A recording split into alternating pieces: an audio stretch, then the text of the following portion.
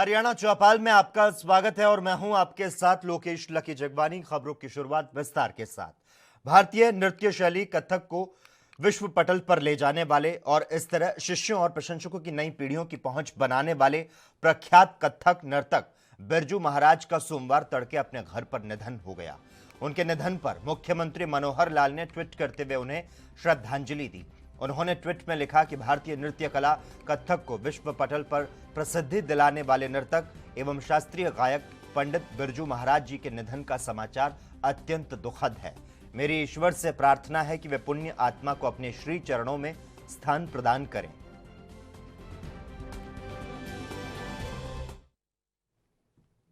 हरियाणा के उप मुख्यमंत्री दुष्यंत चौटाला आज फेसबुक पर साइबर चौपाल कार्यक्रम के जरिए प्रदेश के युवाओं से रूबरू होंगे। इस कार्यक्रम में युवाओं से 75% लोकल रोजगार कानून के विषय पर चर्चा करेंगे। आपको बता दें, उप मुख्यमंत्री इसी विषय पर मंगलवार को 12 बजे चंडीगढ़ प्रेस क्लब में आयोजित मीट द प्रेस कार्यक्रम में पत्रकारों के सवालों का जवाब देंगे। हरियाणा सरकार द्वारा युवाओं के सुनहरे भविष्य की दिशा में एक मजबूत और बड़ा कदम बढ़ाते हुए 15 जनवरी 2022 से 75% लोकल रोजगार कानून प्रभावी तौर पर लागू कर दिया गया। अब राज्य में सभी प्राइवेट सेक्टर, संस्थान, ट्रस्ट, सोसाइटी, उद्योगों, कंपनियों में हरियाणा के युवाओं को प्राथमिकता दी जाएगी।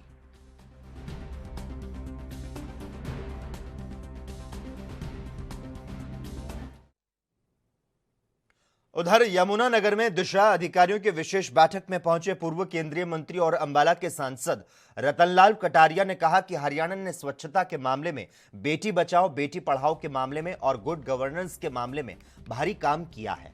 हरियाणा पूरे भारत में गुड गवर्नेंस में प्रथम स्थान पर आया है। फिर भी हम हथौड़ा मार मार कर अधिकारियों को जगाते रहते हैं कि पारदर्शिता की तरफ अपना ध्यान दीजिए।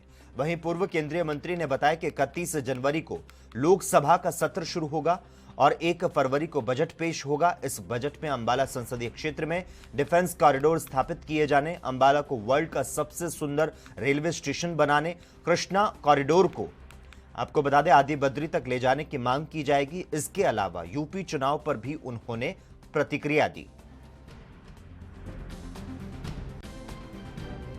मैं आपको ये विश्वास दिलाना चाहूंगा कि ये बजट, आने वाला बजट ग्रोथ ओरिएंटेड होगा, जॉब ओरिएंटेड होगा और जो marginalised section of the society है, जो गरीब वर्ग है, उसको पांव पे खड़ा करने वाला होगा। इस प्रकार का मैं विश्वास आपको भी दिलाना चाहूंगा। और मोदी जी और मनोहर लाल जी के नेतृत्व में हरियाणा ने जो एक लंबी छलांग लगाई है स्वच्छता के मामले में, बहुत बेहतरीन रहा है। बेटी बचाओ बेटी पढ़ाओ के रिजल्ट बहुत बेहतरीन किस्म के आए हैं। गुड गवर्नेंस के अंदर हरियाणा 1 नंबर के ऊपर आया है। लेकिन फिर भी हम हथौड़ा मार मार के बार बार जगाते रहते हैं अधिकारियों को भी कि पारदर्शिता की ओर अपना ध्यान दीजिए। तो उस दृष्टि से बहुत बेहतरीन काम चल रहा है। हम पहले से ज्यादा सीटें लेकर सरकार बनाएंगे। रही जहां तक छोड़ने की और आने की, वो कहते हैं कि चुनाव के समय जिन लोगों को यह आशंका रहती है अभी तुम्हारा तो टिकट कटेगा, तो ऐसे लोग जो है वो फिर अपना आया राम और गया राम वाली बात देखते हैं, अन्यथा तो ऐसी।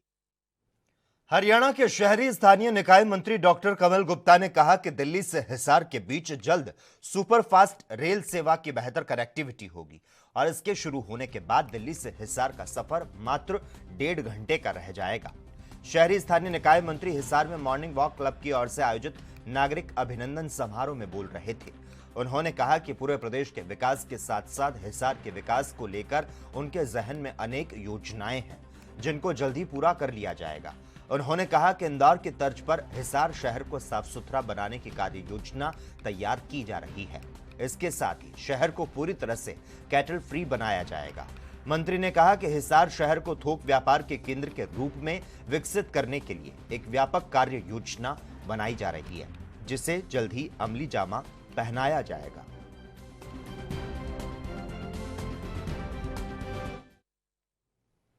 नूह शहर की पटेल वाटिका में भारतीय जनता पार्टी की ओर से नेताजी सुभाष चंद्र बोस की 125वीं जयंती की तैयारियों को लेकर वार्ड प्रमुख की बैठक हुई।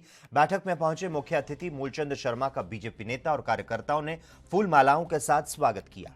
इस मौके पर हरियाणा के परिवहन मंत्री मूलचंद शर्मा ने कहा कि 31 मार्च तक प्रदेश को 809 नई बसों की सौगात मिलने जा रही है।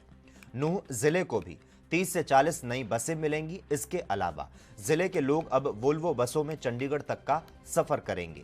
उन्होंने कहा कि जिले की जनता अब वोल्वो बसों में बैठने के लिए तैयार रहे। जल्दी ये सौगात जिले को मिलने जा रही है। परिवहन मंत्री ने कहा कि आने वाली सभी 809 बसें लेटेस्ट टेक्नोलॉजी से सुशोभित होंगी, जिसमें बैठकर प्रदेश की जनता अपना सफर तय करेगी।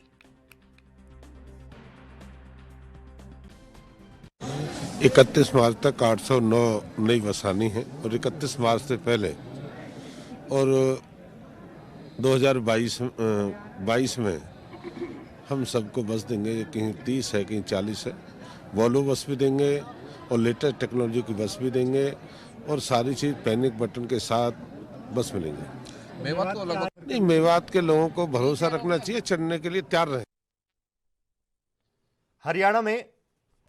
हरियाणा में पिछले कई महीनों से आंगनबाड़ी वर्कर अपनी मांगों को लेकर लगातार प्रदर्शन कर रही है और इसी कड़ी में आंगनबाड़ी वर्करों ने सोमवार को हरियाणा कैबिनेट मंत्री मूलचंद शर्मा के फरीदाबाद कार्यालय पर जमकर प्रदर्शन किया। तो साथ ही मंत्री मूलचंद शर्मा से मांग पूरी करने की गुहार लगाते हुए धरने पर बैठ गई। हालांकि इस दौरान प्रदर्शन को देखते हुए भारी संख्या में पुलिस बल तैनात किया गया था। फरीदाबाद में प्रदर्शन के बाद आंगनबाड़ी वर्कर्स ने कैबिनेट मंत्री मूलचंद शर्मा को ज्ञापन सौंपते हुए जल्द मांगों को पूरा करवाने का आह्वान किया।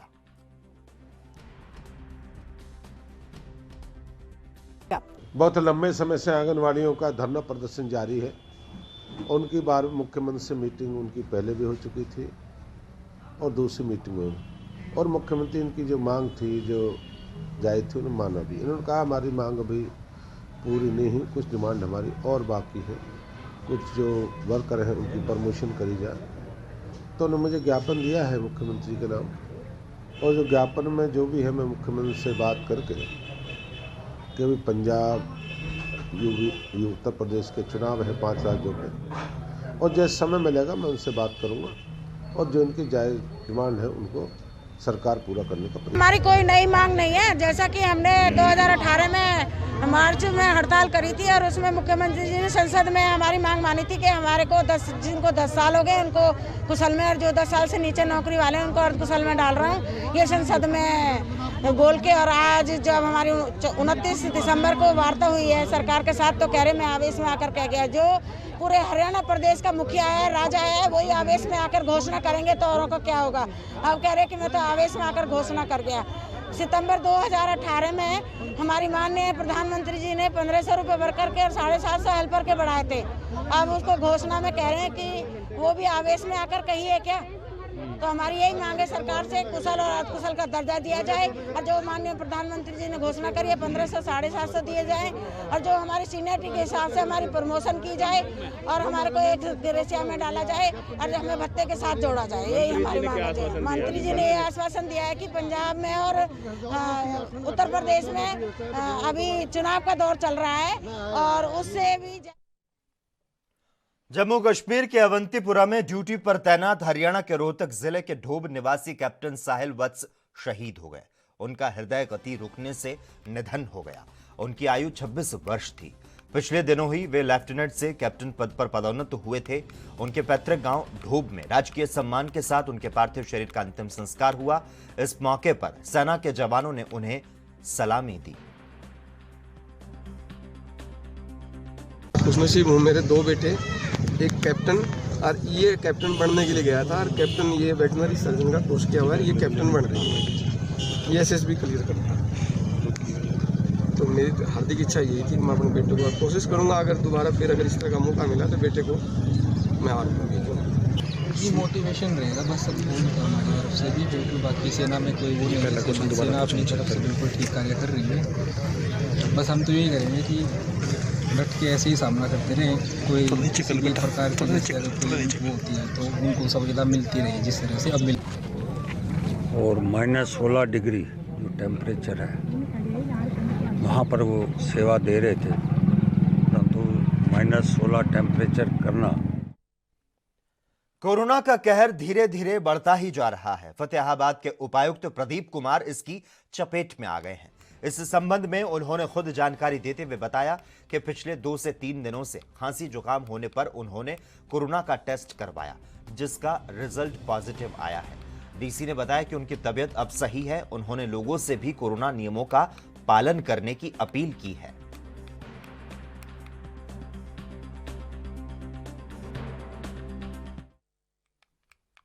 3 कृषि कानूनों को सरकार द्वारा रद्द करने के लिए किसानों की कुछ मांगों पर भी सहमति जताई गई थी, लेकिन संयुक्त किसान मोर्चे का आरोप है कि सरकार द्वारा उनकी इन मांगों पर आज तक कोई कार्य नहीं किया गया, जिसके विरोध में संयुक्त किसान मोर्चे के आह्वान पर 31 जनवरी को देश भर में एसकेएम से जुड़े किसान संगठन जिला मुख्यालय पर 1 दिवसीय प्रदर्शन कर सरकार का पुतला फूंकेंगे।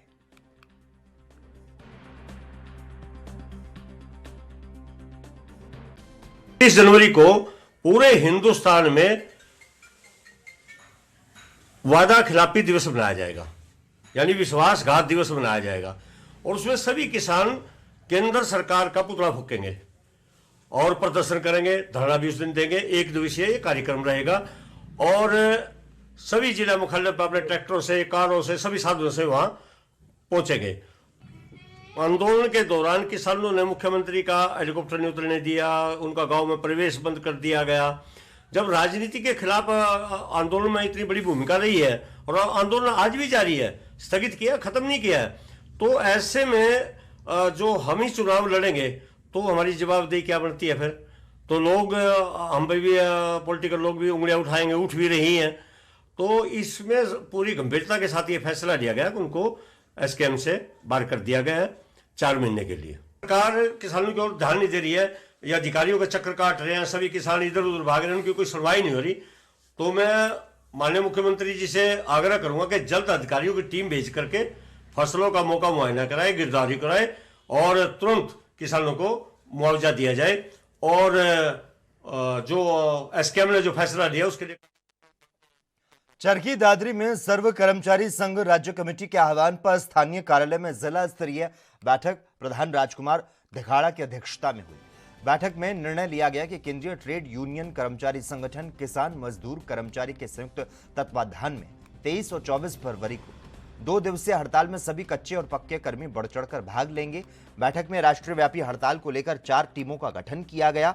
राष्ट्रव्यापी हड़ताल को लेकर जनसंपर्क अभियान चलाया जा रहा है, जिसमें सभी लोगों का भरपूर सहयोग मिल रहा है। राजकुमार धिखाड़ा ने बताया कि राष्ट्रव्यापी हड़ताल का मुख्य उद्देश्य कर्मचारियों की सभी लंबित मांगों को पूरा किया जाए और निजीकरण प्रणाली को बंद किया जाए।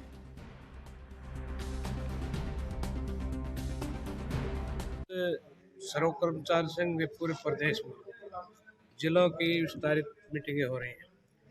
आने वाली 23-24 फरवरी को जो राष्ट्रव्यापी हड़ताल है, जिसमें देश के लगभग 10 ट्रेड यूनियनें छोड़ के बीएमएस को बाकी जितने भी संगठन हैं ट्रेड यूनियन के, कर्मचारियों के, किसानों के, सभी 2 दिन की राष्ट्रव्यापी हड़ताल पर हैं। यूनियन कर्मचारी संगठनों all India state government employees federation के आह्वान पर 2 दिवसीय राष्ट्रव्यापी हड़ताल होने जा रही है। हम बाकायदा इसको नोटिस डे भी मनाएंगे, हम सरकार को नोटिस भेज रहे हैं। और इस हड़ताल के जो प्रमुख मुद्दे हैं, एक तो जो सरकारी महकमों का बड़ी तेजी के साथ निजीकरण किया जा रहा है पूंजीपतियों को फायदा पहुंचाने के लिए, सरकार सुनवाई नहीं कर रही है। अगर महकमे बंद हो जाएंगे तो बेरोजगार के लिए रोजगार भी खत्म हो जाएगा। हमारे प्रमुख मुद्दे हैं कि सरकारी महकमों के निजीकरण पर रोक लगे, सभी प्रकार का कच्चा कर्मचारी पक्का हो, समान काम समान वेतन है। सेना को समर्पित एक परिवार अपनी एकजुटता के लिए जिले में अपनी पहचान कायम कर चुका है। गांव असावटा में 38 सदस्यों के इस परिवार में 9 लोग सेना में नौकरी कर देश सेवा कर रहे हैं। परिवार में दादा से लेकर पौत्र तक कुल 9 सदस्य सेना से जुड़े हुए हैं। एक चूल्हे पर संयुक्त रूप से खाना बनाना और साथ बैठकर खाना इस परिवार की अलग पहचान बनाता है। टूटते परिवारों के लिए ये परिवार एक मिसाल साबित हो रहा है।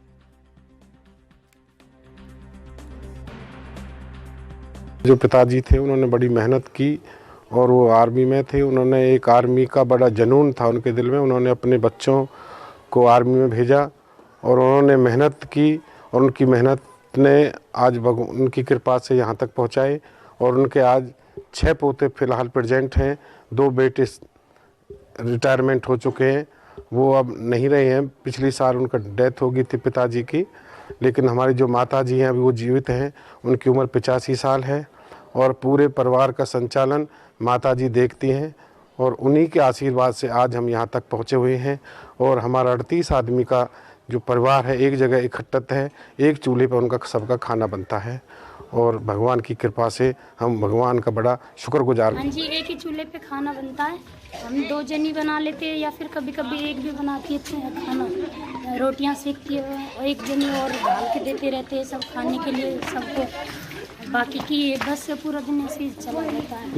तो हर किसी की अलग चॉइस होती है खाने को लेके, तो उसको किस तरह से पूरा करते हैं आप लोग? हाँ जी, जैसे हमारे घर में एक दादी माँ है, वो खिचड़ी वगैरह या फिर कुछ भी बनवाती है वो बना देते हैं। एक जनी जैसे मैं हूँ या फिर और भी है कोई हेल्प कर देती है। ये नहीं कि हम अलग अलग जो हमारा काम बटा उसी पे रहे, नहीं, बाकी हम वैसे भी हेल्प कर देते हैं एक दूसरे के लिए। अभी मेरा पहले काम हो गया है तो मैं उसकी हेल्प कर दूँ, उसका हो गया लो वो उसकी। हरियाणा चौपाल में खबरों का सिलसिला लगातार जारी रहेगा। हम रुकते हैं एक छोटे से ब्रेक के लिए।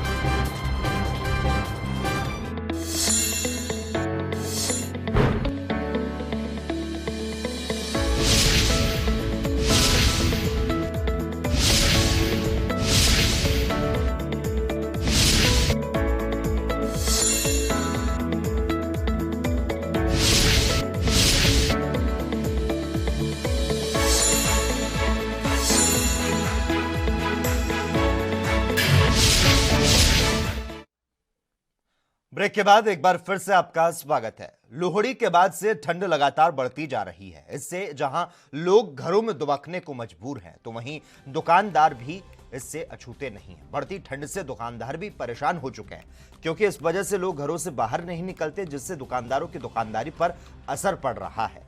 दुकानदारों की अगर माने तो इस साल दुकानदारों ने जो स्टॉक इकट्ठा किया था उसे पूरी तरह से बेच नहीं पाए, क्योंकि जब ठंड होने का समय आया तब ठंड नहीं पड़ी, जिसकी वजह से कम बिक्री हुई और दुकानदारों को नुकसान झेलना पड़ा।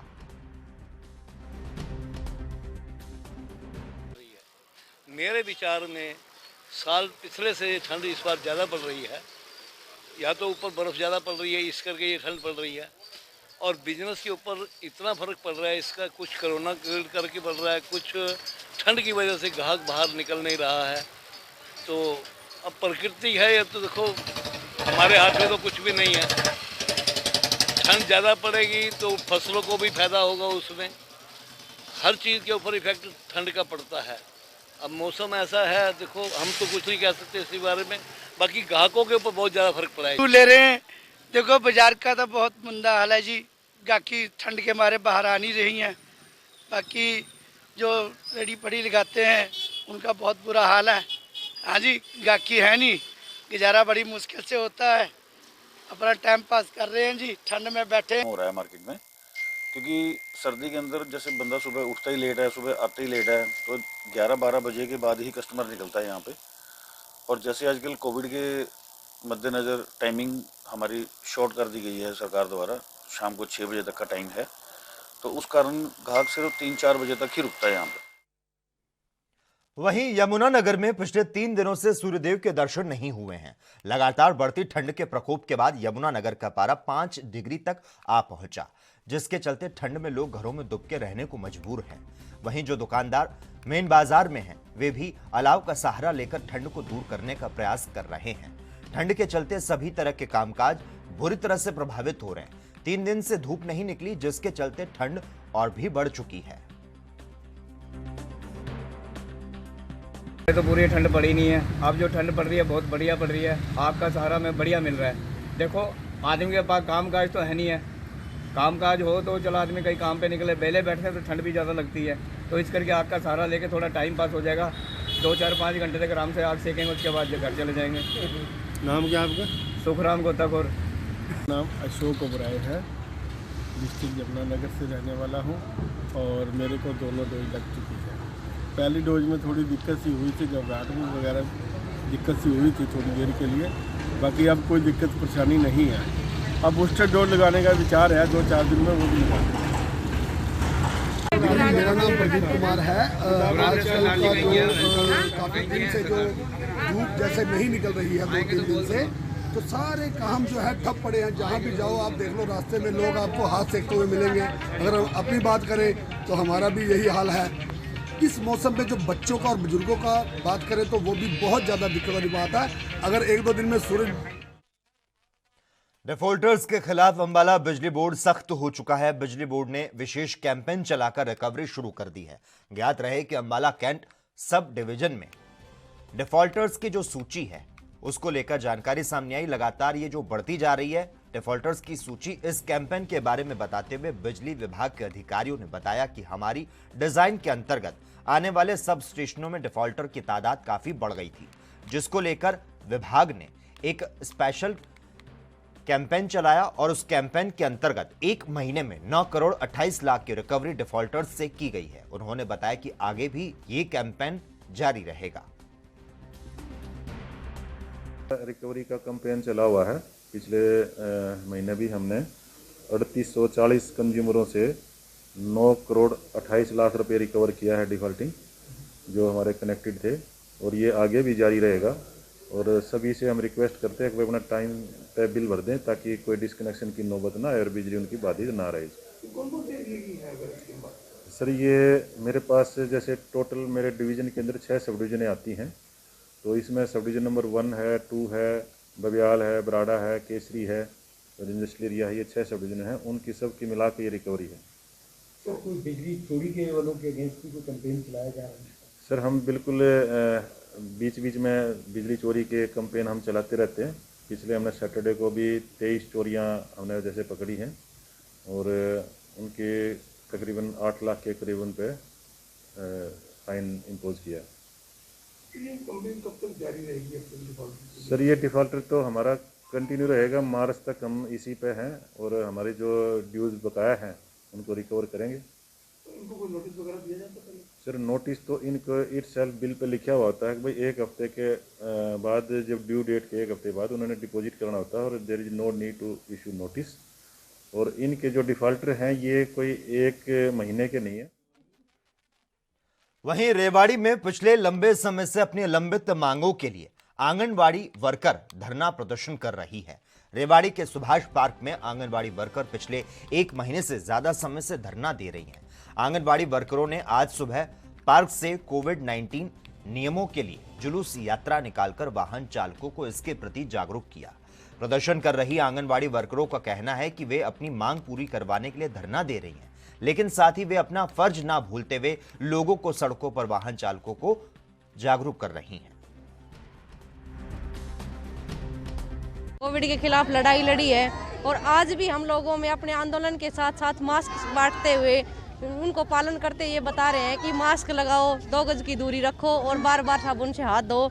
उन्हें ये समझा रहे और बता रहे और साथ साथ अपने आंदोलन का भी पालन कर रहे हैं। इस रैली के दौरान लोगों को कोविड-19 के प्रति जागरूक कर रहे हैं कि ये हमारा धरना है, इसका में हम अपना फर्ज नहीं भूलेंगे।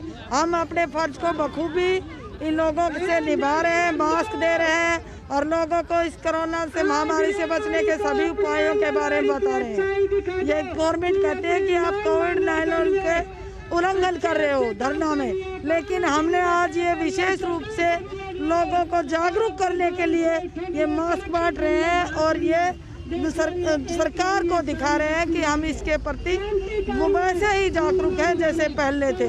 ये तो सरकार ने हमें बैठा रखा है। कोरोना आ रहा है, घर बैठ जाओ। लेकिन हम सरकार को ये जता रहे हैं कि हड़ताल पे तो रहेंगे, लेकिन कोरोना का भी बचाव करेंगे और पब्लिक का भी बचाव करेंगे, क्योंकि हमने फ्रंट लाइन में रहने की आदत है। इसलिए आज हम हड़ताल करते करते आम जन लोगों को मास्क बांट रहे हैं और अपनी कोरोना की पालन कर रहे हैं। आज हम प्रदर्शन कर रहे हैं, रैली करी थी, बैठे थे, भाषण दिया था, फिर हम ये कोरोना की गुस्ता कोविड की तब मास्क बांट रहे हैं। जो मास्क नहीं लग रहे उनको मास्क दे रहे हैं और रोड पर उतर रहे हैं, धरना दे रहे सा, नारेबाजी ला रहे सा।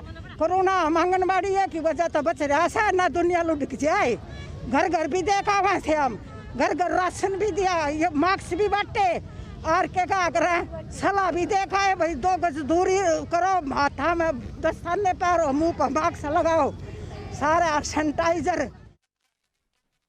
और इसी के साथ ही हरियाणा चौपाल में बस इतना ही। देश और दुनिया के तमाम अहम खबरों के लिए लगातार आप देखते रहिए ANB न्यूज़।